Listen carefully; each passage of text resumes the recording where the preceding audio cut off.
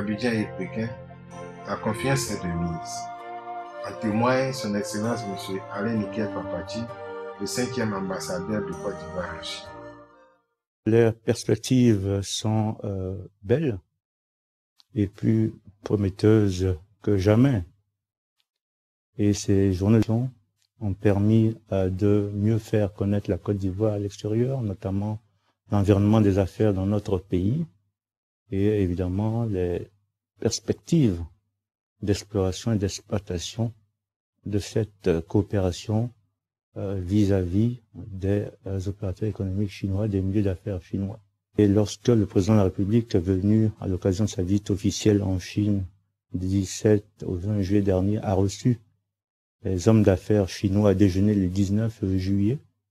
Il avait supporté avec le ton qu'il fallait, avec le mot qu'il fallait, donc le ton juste, les mots justes.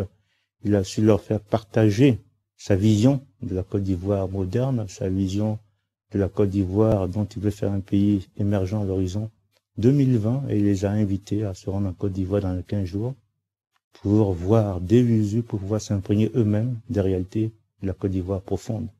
La visite du président de la République en Chine a constitué un effet d'entraînement, un effet d'incitation pour les investissements chinois en Côte d'Ivoire. Le président de la République, dans ses entretiens avec son homologue chinois, a pu obtenir de celui-ci la mise à disposition de notre pays d'une ligne de crédit portant sur environ 5 milliards de dollars américains. Donc cette visite, comme je l'ai dit tantôt, a été un succès. Le président de la République a bien fait d'effectuer cette visite parce qu'elle a permis à notre pays de récolter des bénéfices importants qui vont œuvrer au bien-être, au progrès social des populations ivoiriennes. On peut même dire que cette coopération s'est invitée dans le quotidien des peuples chinois et ivoiriens.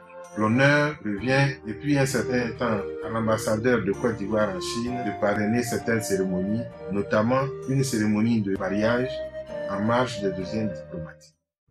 Je voudrais également remercier Ouyang Père et Ouyang Fils de m'avoir choisi comme témoin de mariage. Et grâce à lui, en tout cas, la relation entre la Côte d'Ivoire et la Chine est excellente.